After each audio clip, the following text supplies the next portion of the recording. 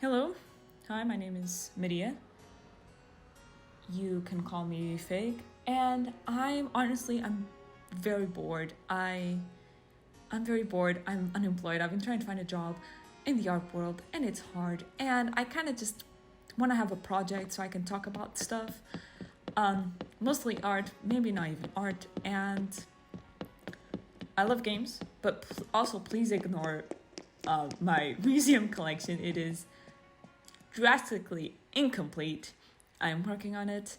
But I just wanted to have a little space to walk around and have a visual thing while I'm talking about this.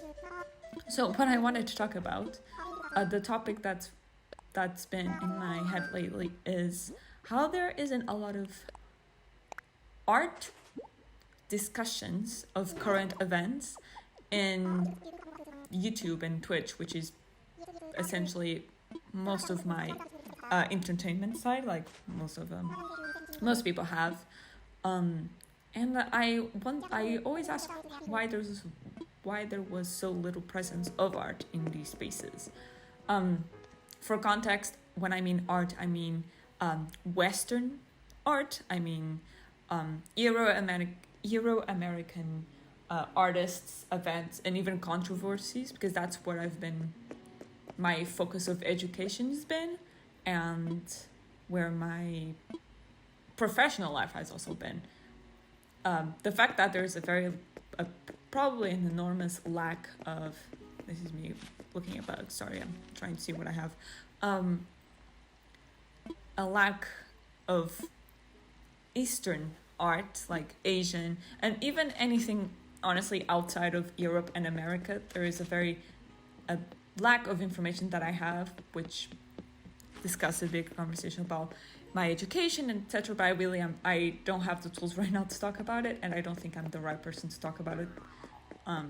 I will do references, but either way, what I mean by art is the art that I've been educated in, and where I see myself with the biggest presence, which is Western art and moments in online spaces. And by online spaces, I mean YouTube and Twitch, with the creators that I see, which are also very Euro-American centered. But I think that's also a lot of, you know what? It's the same with art. It's just, I don't see it, probably not because it's not being shown to me. Half of it is, but also half of it I'm not looking for it. But it's a different conversation. But yeah, so there's the nerd me and the art me, and I know that I'm not the only one that enjoys, I mean, an outdated term, but like nerd and geek stuff and pop culture as well as art. But those things are rarely and very rarely combined. There are content creators that discuss art, like the Great Art Explained channel, a very good essay by CGDX called Subjectivity in Art, which is fantastic. But what I mean is moments of now and artists of now, emergent artists and exhibitions. And I know that I'm sure there is an audience for it, but it doesn't seem to have any presence on YouTube. The biggest presence in art on YouTube might be mediums like film, music, and television, games as well, and even cosplay. I do think there are artful skills. And in digital art, like pixel art and digital artists, fan art, I'm not going to talk about NFTs or AIs. That's a different discussion. I don't like either, but maybe and I'm not the person to talk about it.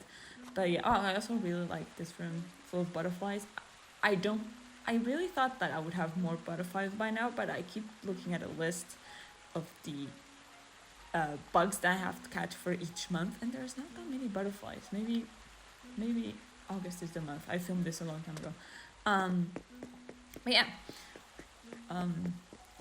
But I also feel like these mediums, film, music, and television, are tools inside the nerd sphere, and that art isolates itself from the nerd side, like stopping itself to going to the nerd side. And why? Obviously, there are content creators that are more into the now instead of talking about past artists and past events that are like obviously historically important, but things of now. There's two great ones. My favorites is Monica Hernandez, a fantastic artist that also has YouTube videos about her art and also like very personal and discussions and analysis that I really recommend. And The White Pube, a great collective of art critics that are located in the UK that really opened my eyes about art, and how fucked up art is as well. But maybe I'm wrong about it, but I really think that the art world isn't more present in these spaces because it doesn't want to be. There's a very important thing, which is that art prides itself, it's very proud of its exclusivity. It's not inclusive. They don't want this, like art, this is a bit harsh because art is inclusive. It is for everyone. Anyone can be an artist, and a great artist can come from anyone, in the great words of Ratatouille. But the art world does not want to make it inclusive. They make it exclusive in the language and in the knowledge and education. You need to have, you need to understand all three of this to have your foot in. And even then, I'm gonna be honest, I'm white, and I think that's kind of why I have my foot in more. Even then, it's incredibly hard. The art world is shaped by groups of people sitting at the top of the hierarchy, and by people I mean art directors from big exhibitions like Biennale, or in big museums, MoMA, Tate. There's also auctions and magazines like Freeze magazine, and all of those actively shape the art world and make it classicist. I really think that my points are going all over the place right now. I have them written down, but I'm a bit wacky when it comes to be organized. But yeah, don't be fooled. Art is incredibly classicist. I feel a bit harsh to talk about it because honestly I might be wrong, but there is an unspoken rule about the type of person that can be in the art world, and the vocabulary that's used is extremely specific. I have a master's degree, not to brag about it, in the art world. I took it in England, so there's a lot of English references, but the vocabulary that you have to learn throughout the course for your professional life is insane. They make, if you are someone visiting a museum like I am here, looking at the fishes, there is a text on the paper on the wall, and if that text is not as accessible for everyone to understand what art is about, it's honestly on purpose. They really don't want you to, they want only specific people to understand it.